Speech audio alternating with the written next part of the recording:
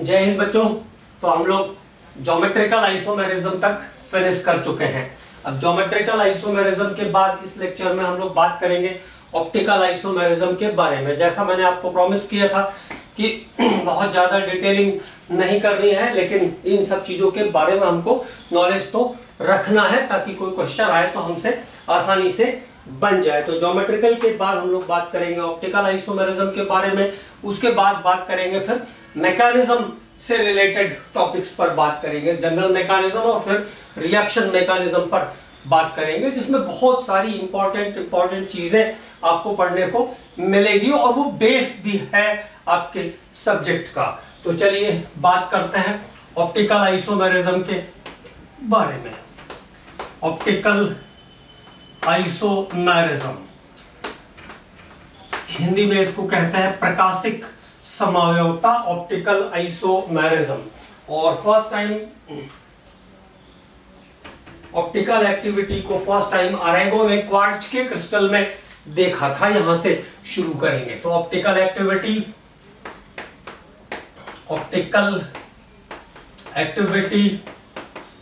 was first time observed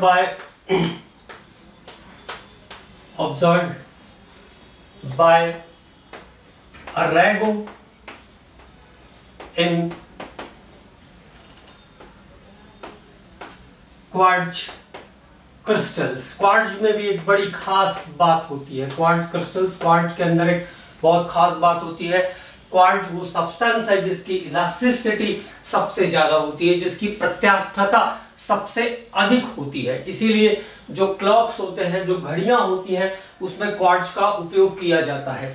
quartz का use करने से क्लॉक्स में एक खास बात आई, जैसे पहले मैकेनिकल वॉचेस होते थे तो उसमें टाइम डिफ्लेक्ट हो जाता था, मतलब एक दो दिन के बाद वो या तो एक आध 10 सेकंड 15 सेकंड लेट हो जाती थी या फास्ट हो जाती थी। लेकिन जब से क्वार्ट्ज का यूज करना शुरू किया तब से ये प्रॉब्लम खत्म हो गई। मतलब जो क्लॉक्स हैं, वो घड़ियां जो है वो अपने निर्धारित समय पर ही चलती हैं।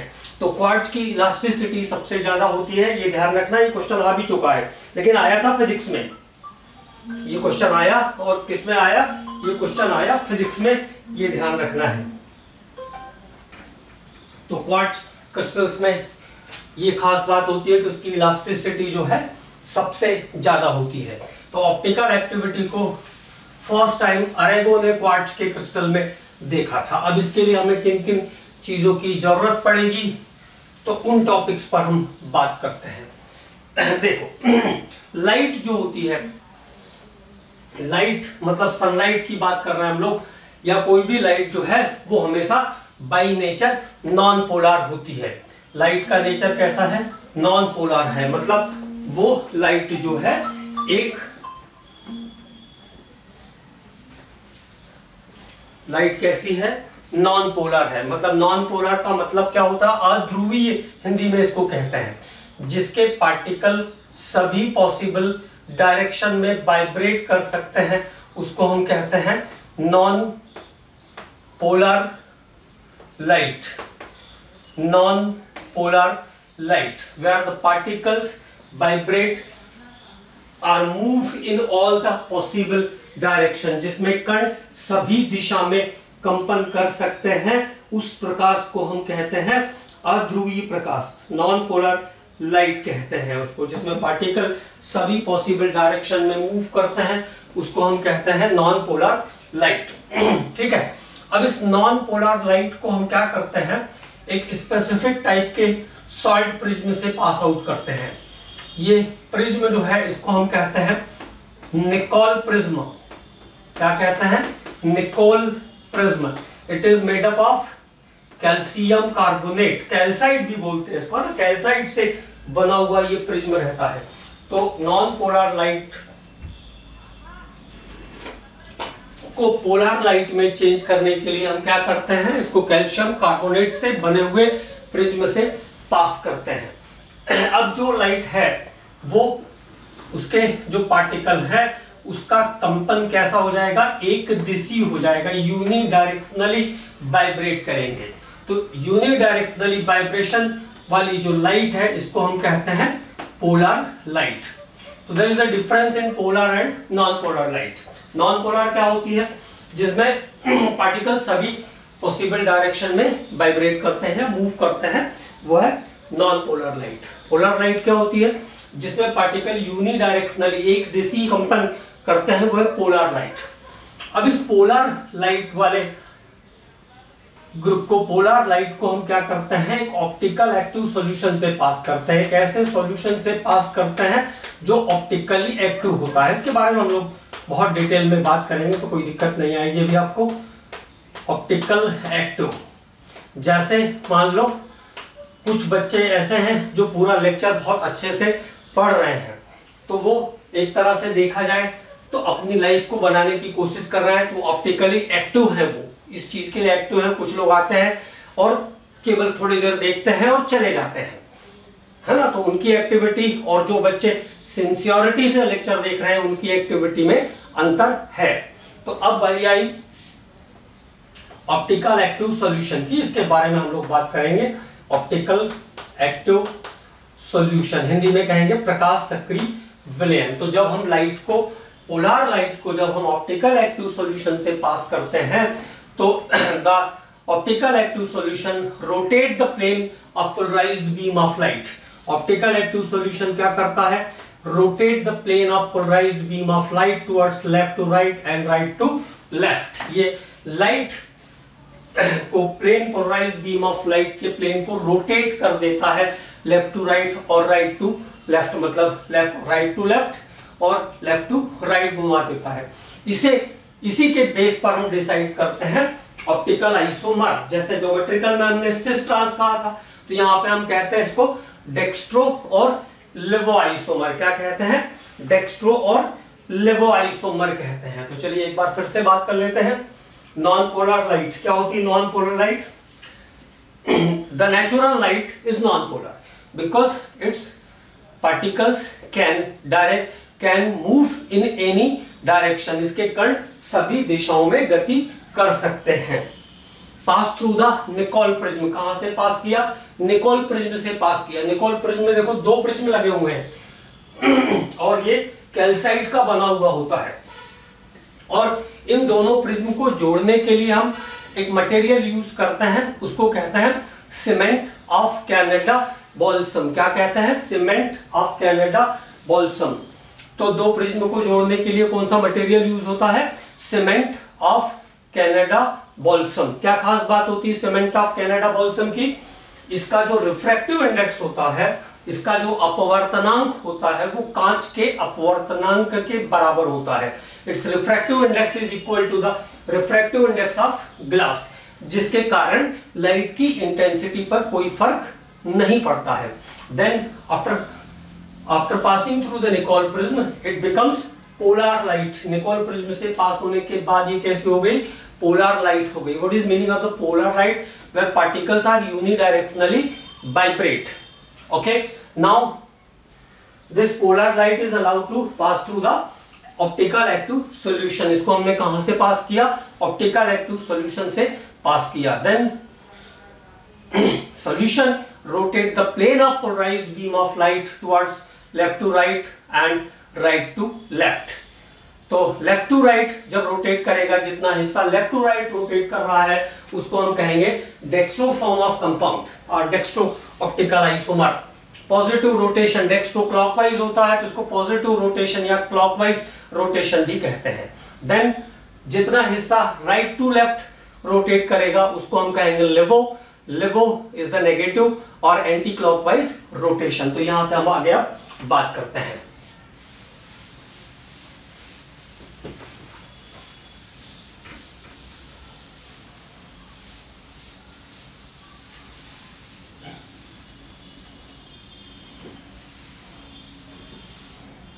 अब हम बात करेंगे टाइप्स ऑफ ऑप्टिकल आइसोमर के बारे में। तो डेक्स्ट्रो रोटेशन क्या होता है? डेक्स्ट्रो रोटेटरी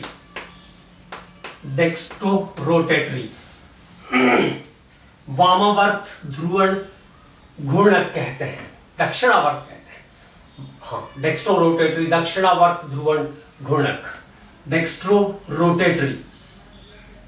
डेक्स्ट्रो रोटेटरी, इसको हम पॉजिटिव और क्लॉकवाइज, पॉजिटिव और क्लॉकवाइज रोटेशन भी कहते हैं। इसको हम पॉजिटिव या क्लॉकवाइज रोटेशन भी कहते हैं। तो डेक्स्ट्रो रोटेशन को पॉजिटिव या क्लॉकवाइज रोटेशन भी कहते हैं, ये ध्यान रखना है, ठीक है। अब होता क्या है, the substance which rotate, the substance which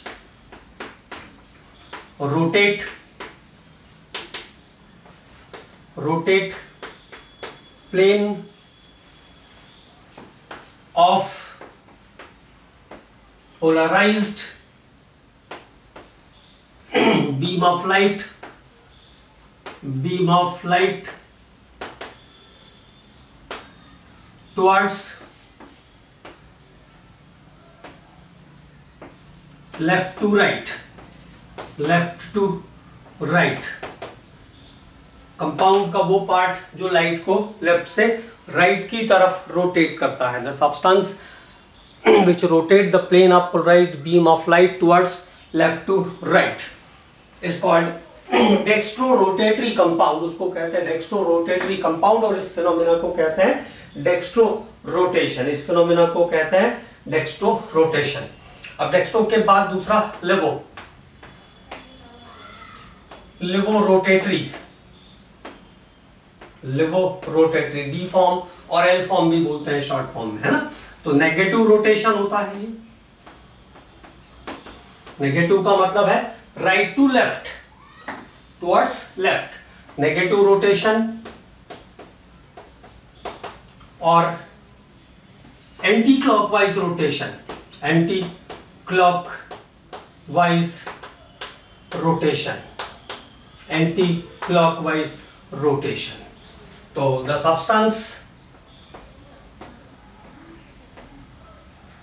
substance which rotate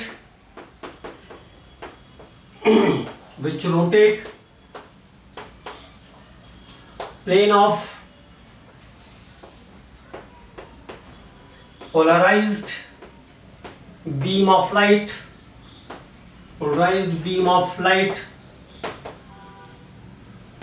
towards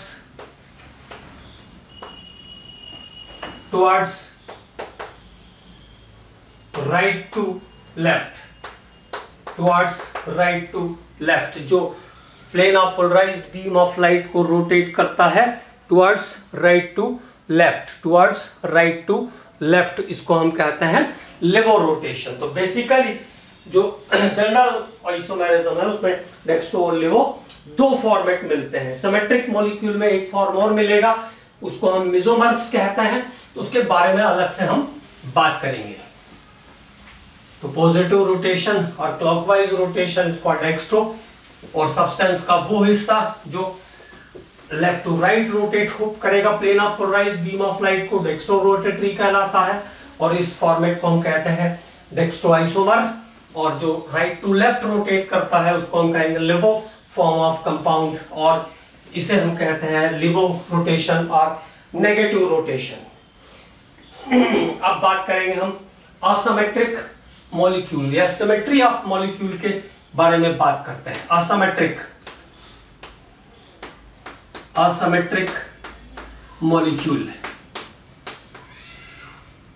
असममित अणु क्या होते हैं? असिमेट्रिक मॉलिक्यूल तो जिसके दो आइडेंटिकल हाफ पॉसिबल नहीं है, जिसके दो बराबर टुकड़े नहीं किए जा सकते हैं।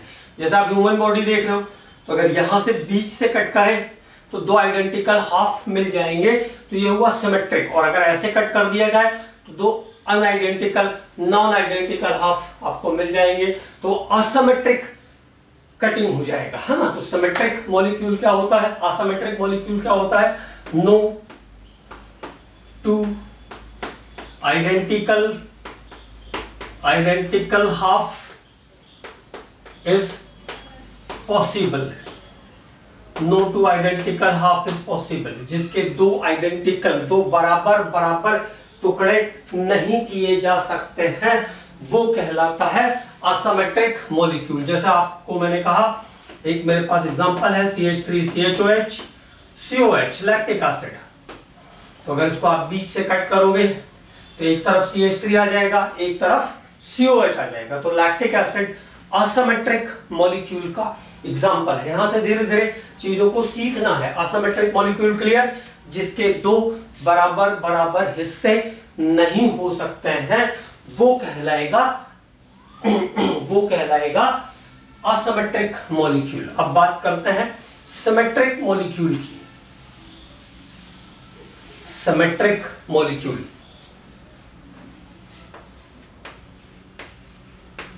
सिमेट्रिक मॉलिक्यूल, सममित अणु। सिमेट्रिक मॉलिक्यूल, सिमेट्रिक मॉलिक्यूल तो देखो, जिसके आपका डेफिनेशन हो जाएगा where two identical half is possible. जहां पे दो आइडेंटिकल हाफ हो सकता है, दो बराबर बराबर जिसके टुकड़े हम कर सकते हैं, और दोनों सेम साइडेड होनी चाहिए चीजें। ध्यान रखना है, इसको धीरे धीरे सीखते हुए चलो। जैसे मैंने कहा H CH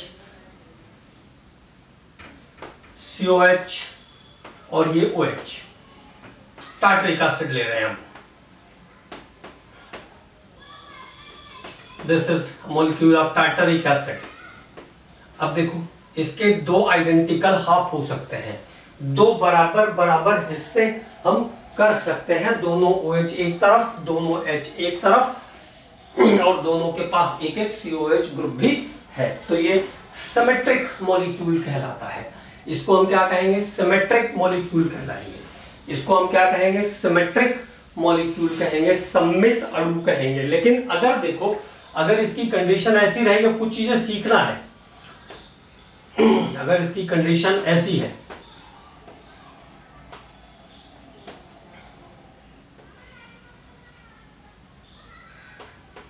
अब इस दोनों OH अलग अलग डायरेक्शन में है इस बार, तो इसका सिमेट्रिक हाफ नहीं हो सकता है। इसका बराबर बराबर, ये मॉलिक्यूल तो था सिमेट्रिक, लेकिन अब हमने उसको कहां पे ला दिया? ऐसी कंडीशन में ला दिया कि एक टुवर्ड्स राइट है ग्रुप और एक टुवर्ड्स लेफ्ट है। तो इसको कहते हैं डाइसिमेट्रिक मॉलिक्यूल। डाइसिमेट्रिक मॉलिक्यूल, तो अच्छे से ध्यान रखना है। डाइसिमेट्रिक मॉलिक्यूल क्या है? ये डाइसिमेट्रिक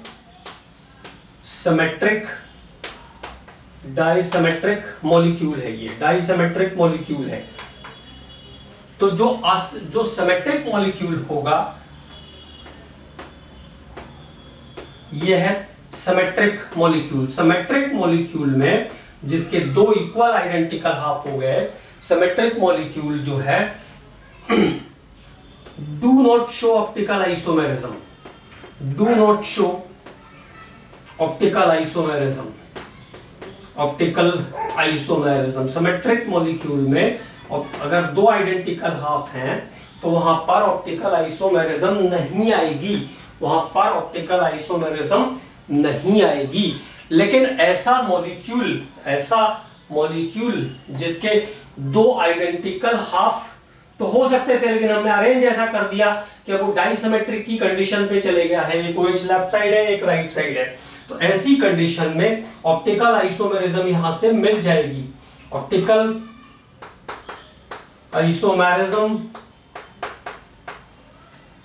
is possible. Optical isomerism is possible. इस मॉलिक्यूल में ऑप्टिकल आइसोमेरिज्म आपको मिल जाएगी। इस मॉलिक्यूल में आपको ऑप्टिकल आइसोमेरिज्म मिल जाएगी। तो ये दो टाइप के मॉलिक्यूल हुए, डाइसिमेट्रिक और सिमेट्रिक। मतलब सिमेट्रिक मॉलिक्यूल में भी दो हिस्से मिल सकते हैं, एक पूरा आइडेंटिकल वाला और एक नॉन आइडेंटिकल आ जाएगा। तो जो नॉन आइडेंटिकल होगा वो डाइसिमेट्रिक होगा और उसमें आपको ऑप्टिकल आइसोमेरिज्म मिलेगी। तो ये दो इंपॉर्टेंट बातें फिर से हो गई है ना। आगे चलते हैं। तो सिमेट्रिक और असिमेट्रिक मॉलिक्यूल के बारे में हमने बात किया। असिमेट्रिक के दो आइडेंटिकल हाफ नहीं हो सकते हैं, तो वहां पे अगर चारों सब्स्टिट्यूएंट अलग अलग हैं तो उसका जो कार्बन सेंटर होगा वो कायरल होगा और उसके कारण वहां पर ऑप्टिकल आइसोमेरिज्म आपको देखने को मिलेगी। तो ऑप्टिकल एक्टिविटी क्या होती है उसकी बात करते हैं। ऑप्टिकल एक्टिविटी, ऑप्टिकल एक्टिविटी, प्रकाशिक सक्रियता।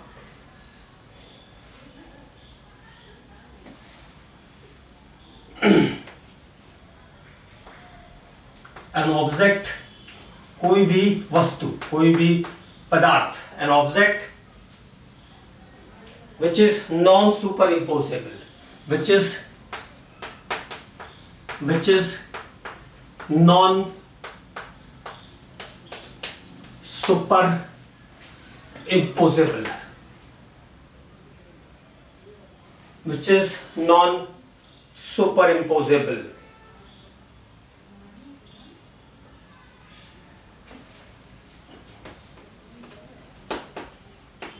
जो एक दूसरे पर अध्यारोपित नहीं किया जा सकता है, which is non super imposable on it's mirror image, on it's mirror image, on it's mirror image, जिसके दर्पण प्रतिबिंब रूप को अध्यारोपित नहीं किया जा सकता है। An object which is non super imposable on it's mirror image is said to be chiral। उसको हम कहते हैं chiral, is said to be chiral, is said to be chiral। and a compound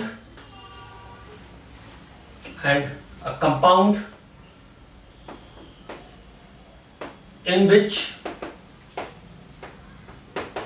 which chiral carbon atom is present,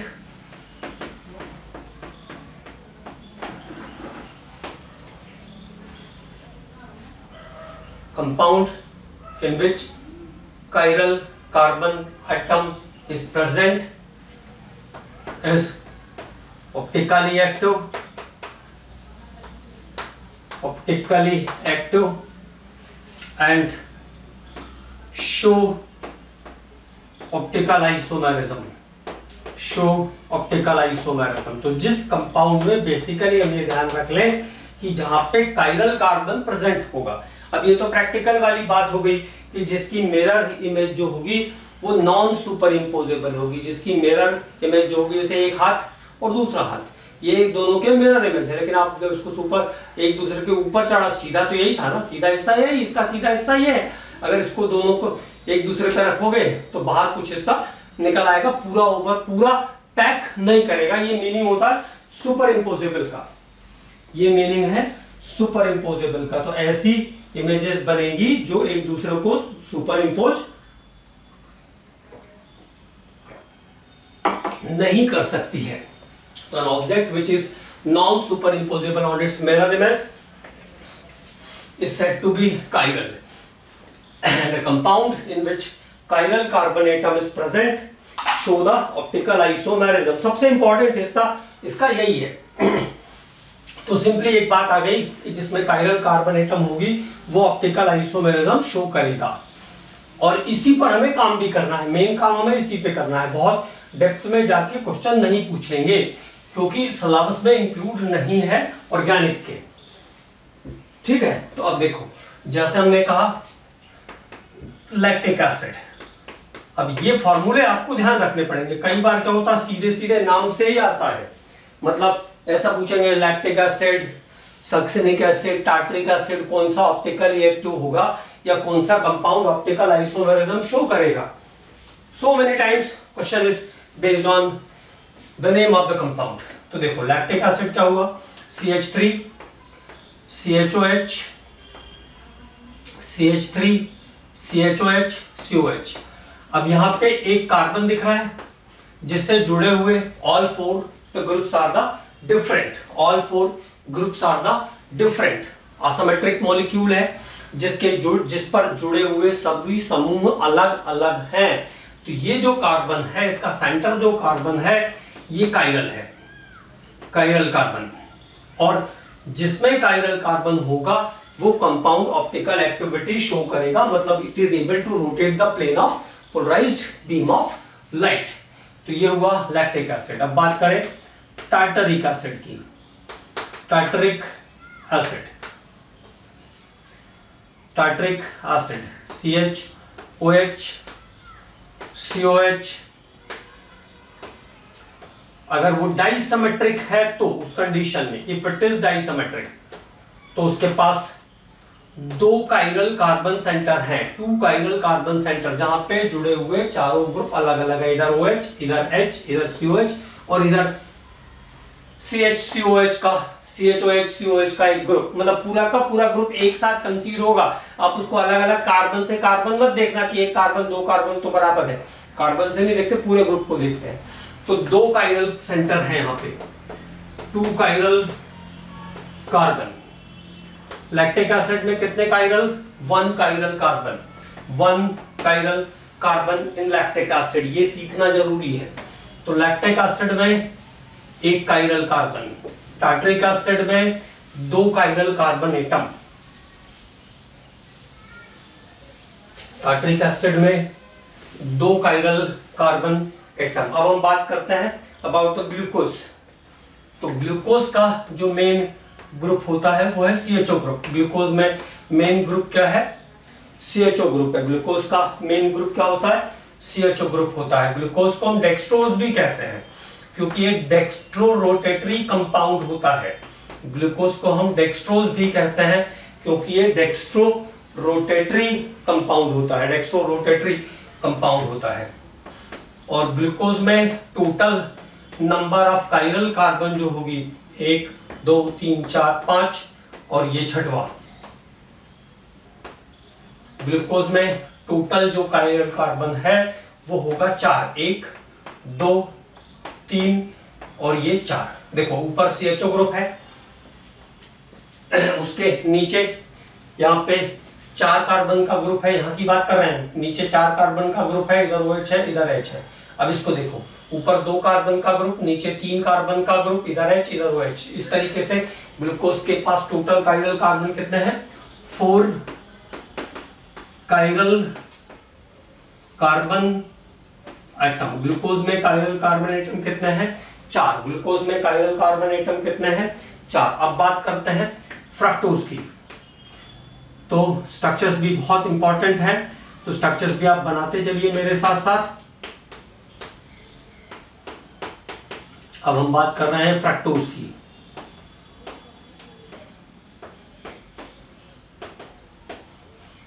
कितना? 1 2 3 4 तक पहुंच गए, ये 5वां और ये 6वां।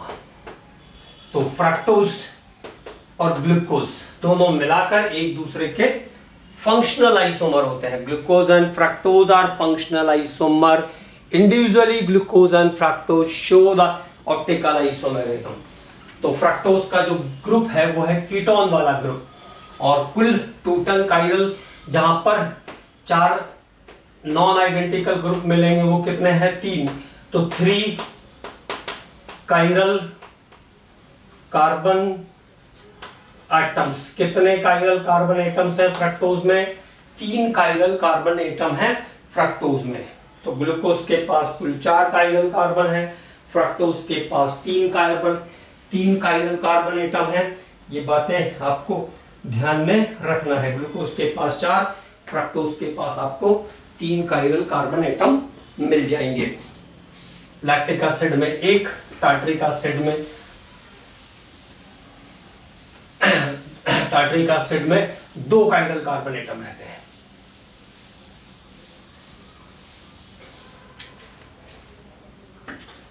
C6H5 CH OH COH। तो अगला हमारा जो कंपाउंड है C6H5 CH COH। CH COH अगला जो कंपाउंड है वो ये है। इसके पास भी 1 कायरल कार्बन एटम है।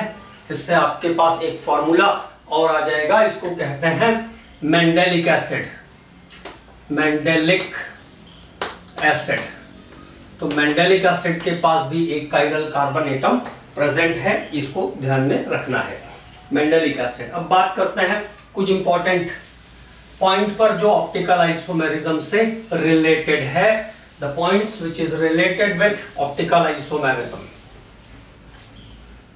देखो, जैसे हमने कहा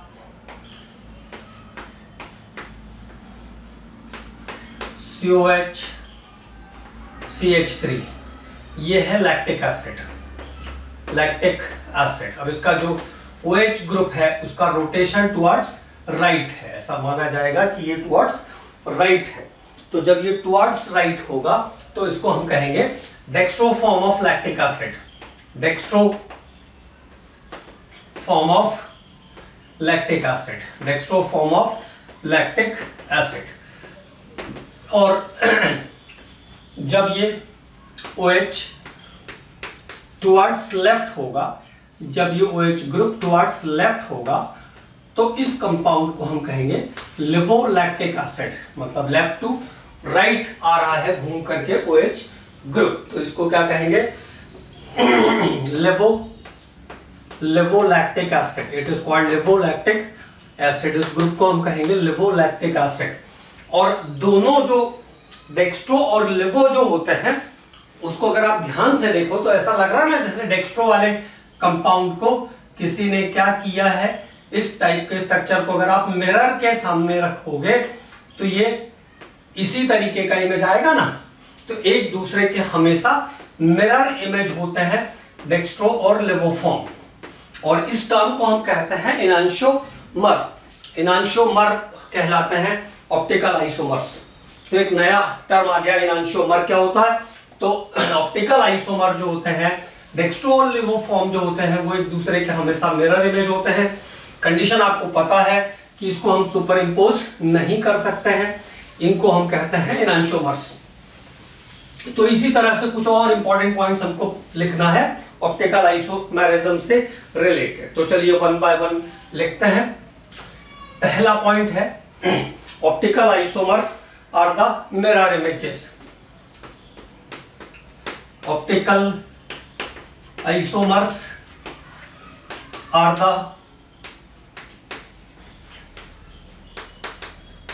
मिरर इमेजेस।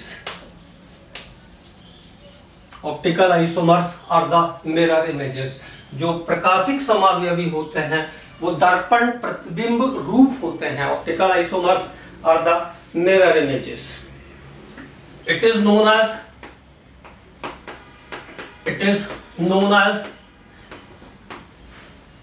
enantiomer।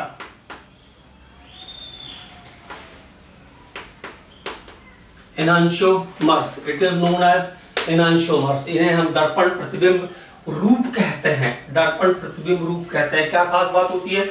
जो एनांशियोमर्स होते हैं वो सुपर इम्पोज नहीं किए जा सकते हैं। एक और लाइन ध्यान रखना है, इफ द ऑप्टिकल आइसोमर, अगर मान लो if the optical isomer is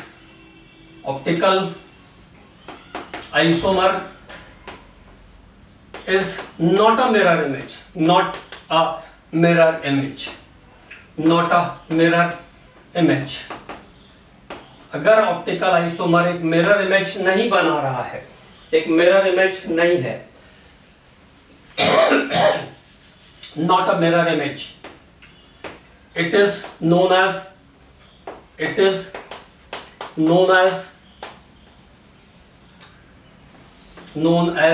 डाइस्टीरियोसोमर।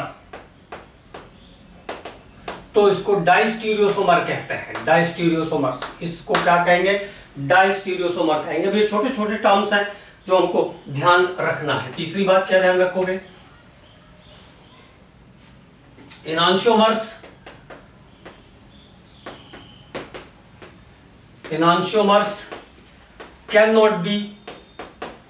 cannot be superimposed,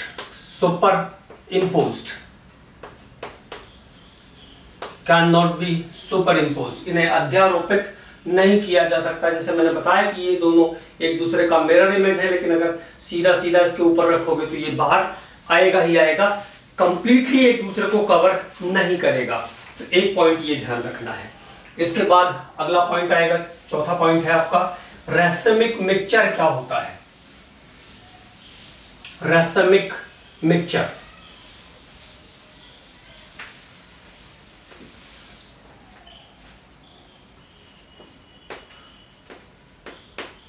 racemic mixture क्या होता है। छोटे छोटे पॉइंट्स हैं जिनको हमें ध्यान रखना है। रेसमिक मिक्सचर, तो ऑप्टिकल आइसोमर अगर इक्विमोलर अमाउंट में है, मतलब 50% डी फॉर्म है और 50% एल फॉर्म है, 50% डेक्स्ट्रो है, 50% लेवो है, मतलब रिजल्टेंट कितना हो गया 50 प्लस का 50 माइनस का, तो रिजल्टेंट कितना हो गया 0। इस मिक्सचर को हम क्या कहते हैं, रेसमिक मिक्सचर कहते हैं। A mixture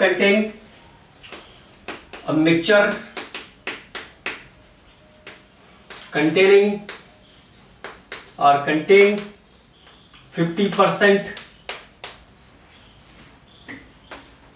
dextroform and 50%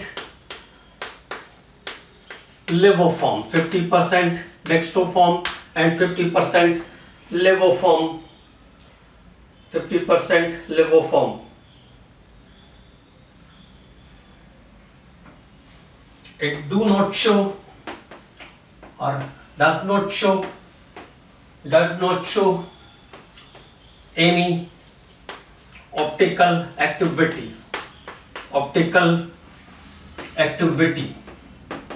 Does not show any optical activity. It is known as racemic mixture. It is known as racemic mixture. तो इस मिश्रण को हम कहते हैं racemic मिश्रण। It is known as racemic mixture. Resultant जो इसकी ऑप्टिकल एक्टिविटी होगी, रिजल्टेंट जो होगा वो कितना आएगा 0, 50% टुवर्ड्स राइट, 50% टुवर्ड्स लेफ्ट, तो रिजल्टेंट कितना मिलेगा 0। और ये फिनोमेना हमें देखने को मिलता है 2-ब्यूटेनॉल के अंदर, 2-ब्यूटेनॉल के अंदर ये देखने को मिलता है।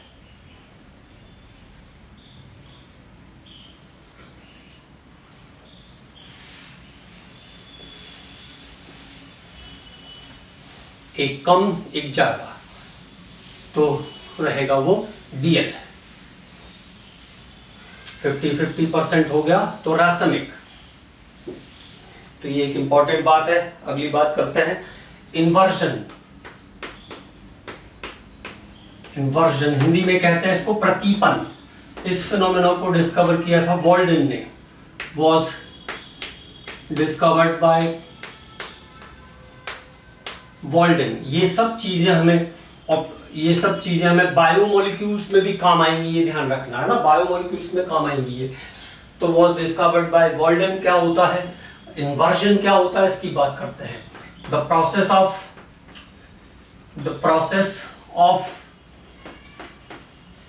conversion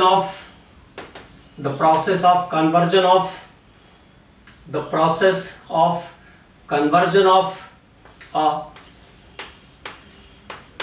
डेक्स्ट्रोरोटेटरी कंपाउंड, मतलब जो नेचुरली डेक्स्ट्रोरोटेटरी है,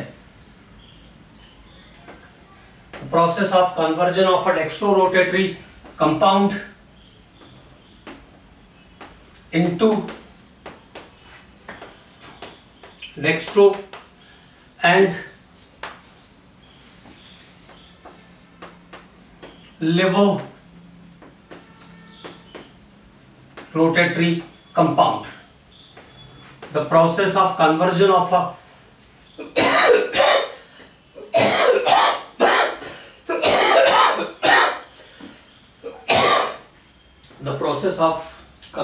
a dextrorotatory compound into dextro and levorotatory compound is called inversion.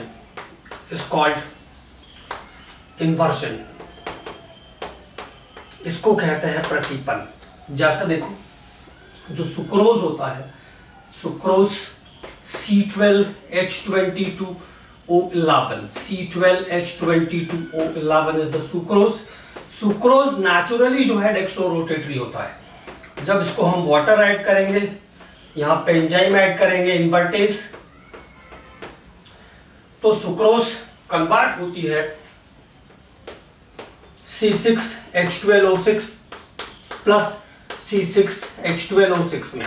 One of the molecule of glucose, एक मॉलिक्यूल है ग्लूकोज का और एक मॉलिक्यूल है फ्रक्टोज का।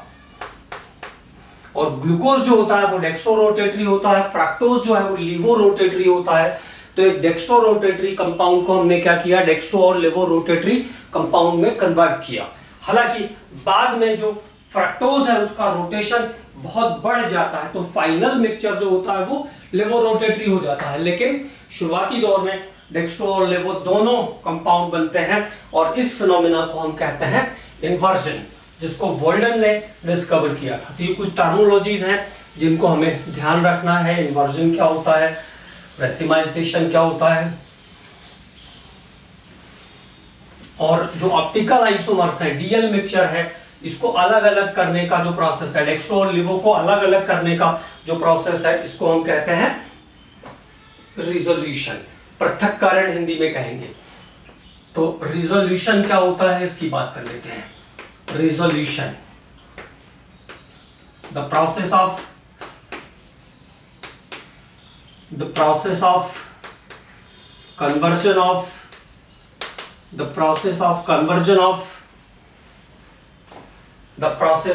सेपरेशन ऑफ कहेंगे, बल्कि ज्यादा अच्छा टर्म रहेगा। The process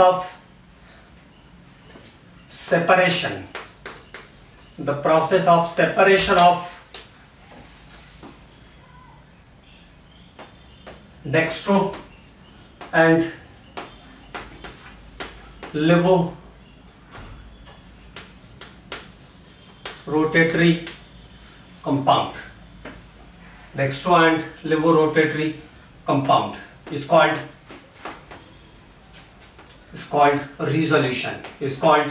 resolution। तो डेक्स्ट्रो और लीवो रोटेटरी कंपाउंड को अलग अलग करने का जो फिनोमेना है, इसको हम कहते हैं रिजोल्यूशन। इसको हम क्या कहते हैं, रिजोल्यूशन कहते हैं। डेक्स्ट्रो और लीवो रोटेटरी कंपाउंड को अलग अलग करने का जो फिनोमेना है, इसको हम क्या कहते हैं, रिजोल्यूशन कहते हैं। एक इंपॉर्टेंट बात याद आई।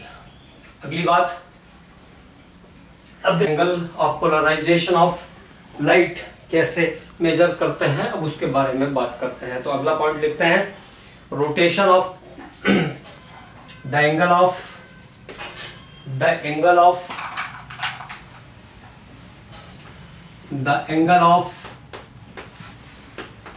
Polarisation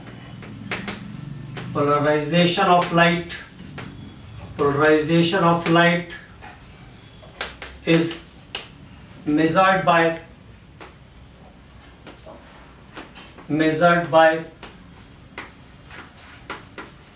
polarimeter. तो ये इंस्ट्रूमेंट का नाम है, लेकिन इसको याद रखना है, लाइट के एंगल का पोलराइजेशन हम मेजर करते हैं पोलरीमीटर से। Angle of polarization of light is measured by polarimeter. एक फॉर्मूला यहां आएगा छोटा सा, तो उसको भी ध्यान रखना है।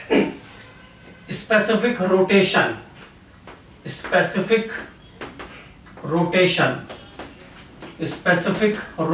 जिसको हम लिखते हैं अल्फा से।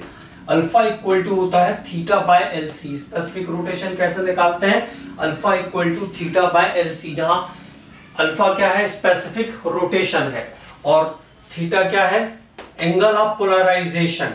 एंगल ऑफ पोलराइजेशन है थीटा। एल क्या है, length of solution in decimeter, length of solution in decimeter. और सी क्या है, कॉन्सेंट्रेशन ऑफ सॉल्यूशन। सी क्या है, कॉन्सेंट्रेशन ऑफ सॉल्यूशन। तो ये एक फॉर्मूला है, इसको ध्यान रखेंगे। ठीक है, अब बात करते हैं यहां तक के बाद नंबर ऑफ ऑप्टिकल आइसोमर्स कैसे कैलकुलेट करते हैं, how to calculate the number of optical isomer. जैसे हम लोगों ने ज्योमेट्रिकल लिखे थे ना, ज्योमेट्रिकल को कैलकुलेट किया था, तो वैसे ही हम लोग ऑप्टिकल को भी कैलकुलेट कर सकते हैं। यहाँ पे फॉर्मूले बन जाते हैं। Number of optical isomers, number of optical isomers, number of optical isomers, optical isomers का नंबर हम कैसे निकाल सकते हैं। तो सबसे पहले बात करेंगे इन केस ऑफ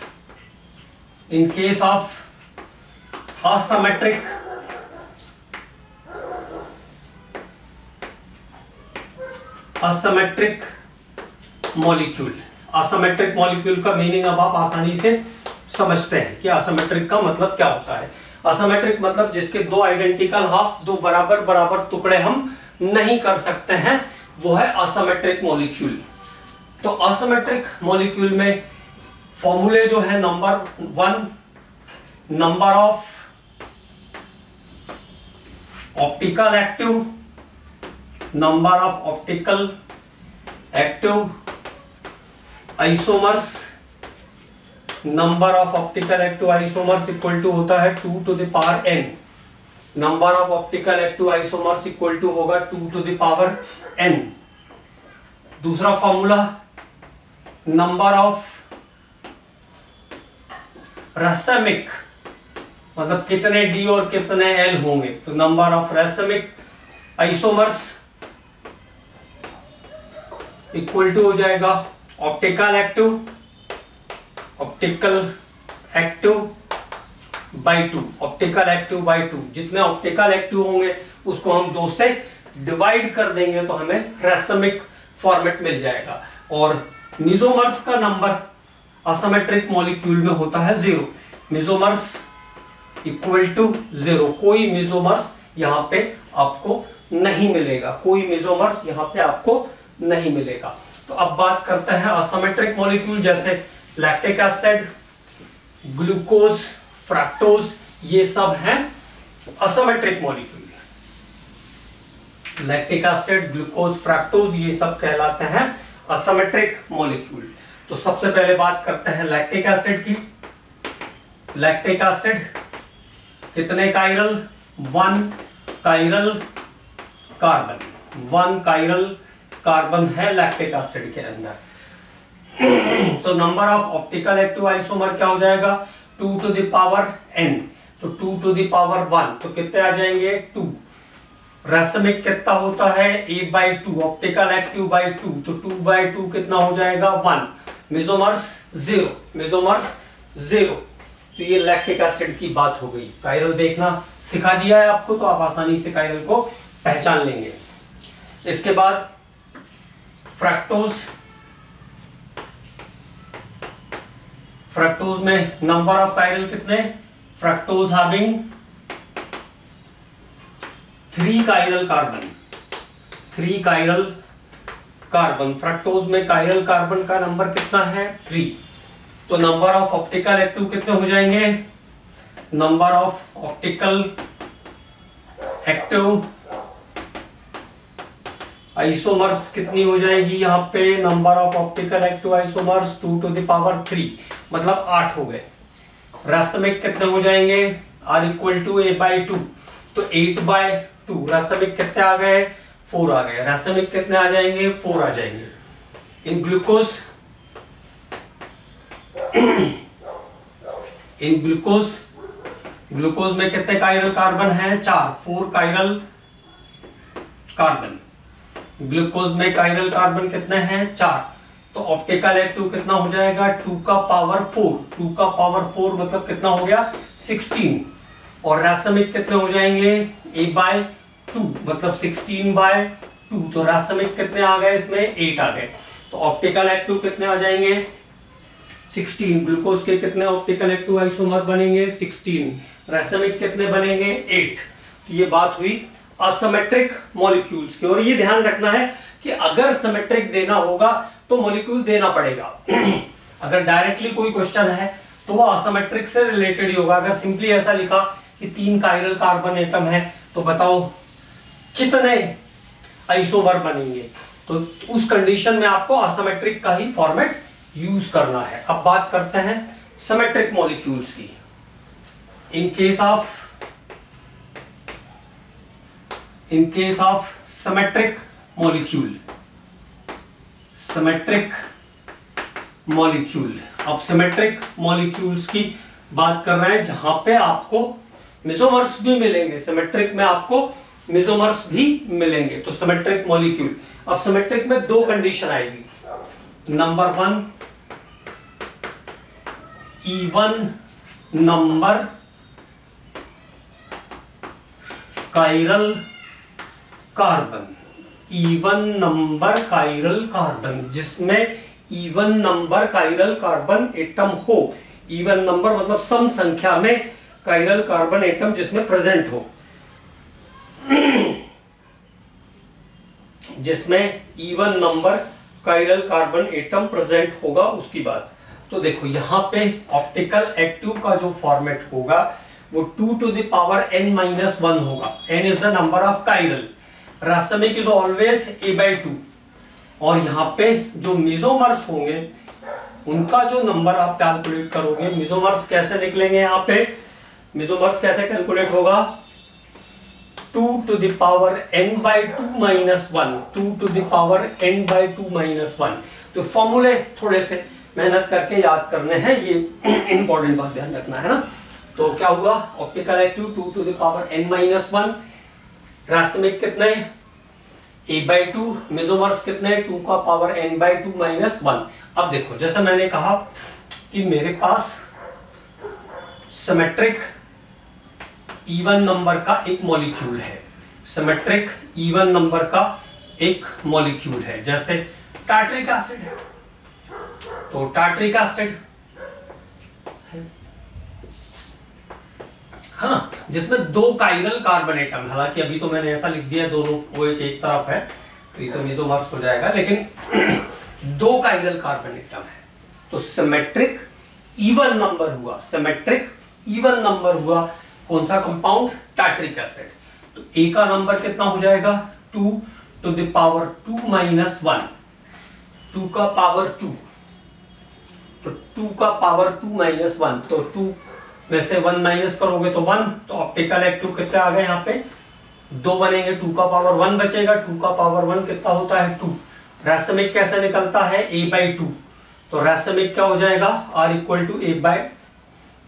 a कितना है? 2, 2/2 कितना आ गया? रासायनिक कितना आ गया? 1। मेसोमर्स कितने आ जाएंगे? 2 का power n/2 - 1।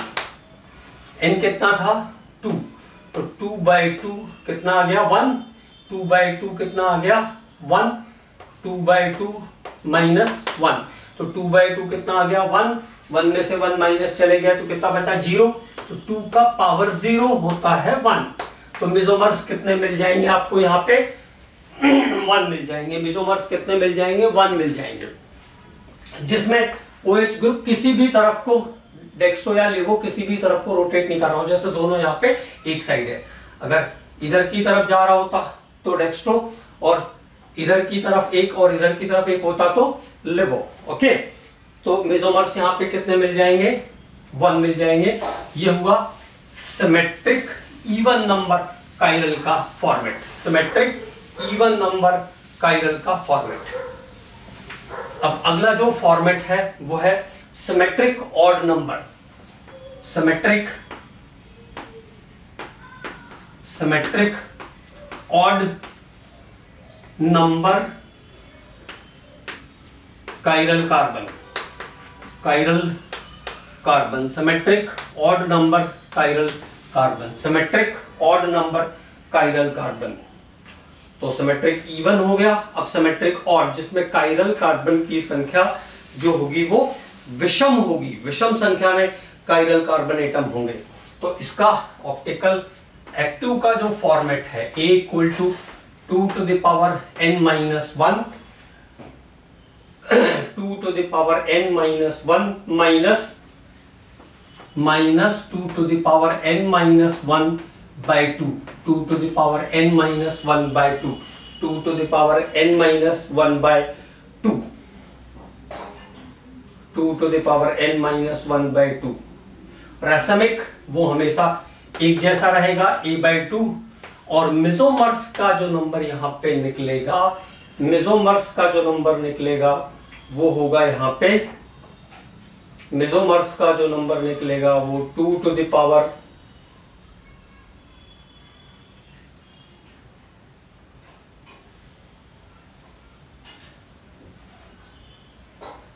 n minus 1/2, 2 to the power n minus 1/2, 2 to the power n minus 1/2। और अगर गलत होगा तो अभी सेट कर लेंगे हम लोग, ऐसा कोई दिक्कत नहीं है। अब मान लो एक मॉलिक्यूल है मेरे पास, COH से शुरू किया हमने इसको, COH, CH, Cl, अब एक कायरल यहां पे मिल रहा है मुझे, CHCl, CHBr, CHBr, CHOH,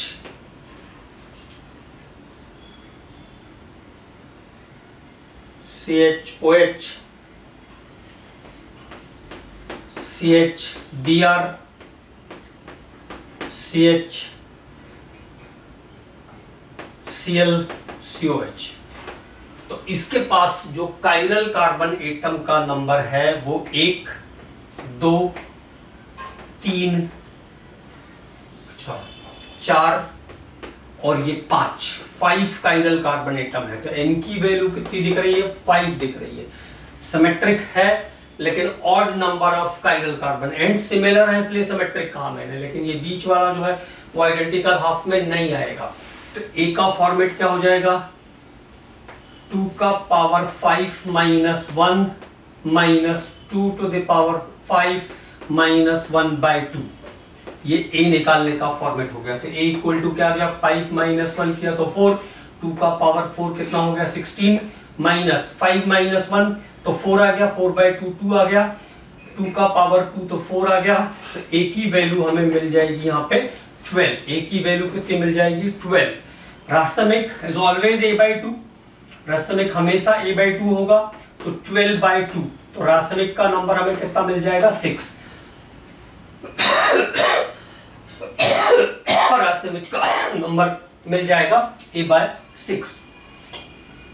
अब मेसोमर्स देखो, 2 टू द पावर 5 माइनस 1/2, बिल्कुल करेक्ट जा रहा है। 5 माइनस 1 कितना आ गया? 4, 4/2 कितना आ गया?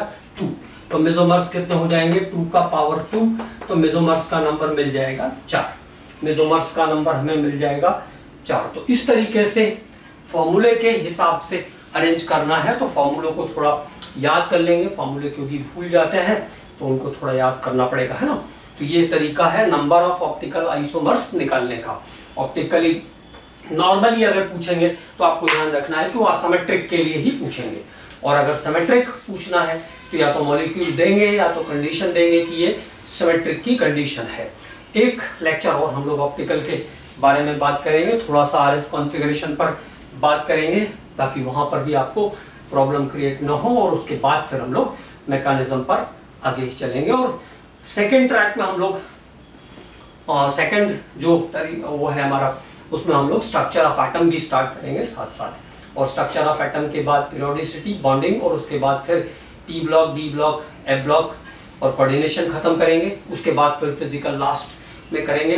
बच्चे कह रहे थे फिजिकल टफ पढ़ता है, तो फिजिकल धीरे धीरे करेंगे और अच्छे से आराम से आपको बताएंगे फिजिकल, ताकि फिजिकल का कोई भी क्वेश्चन ऐसा ना हो जो आपको ना बने।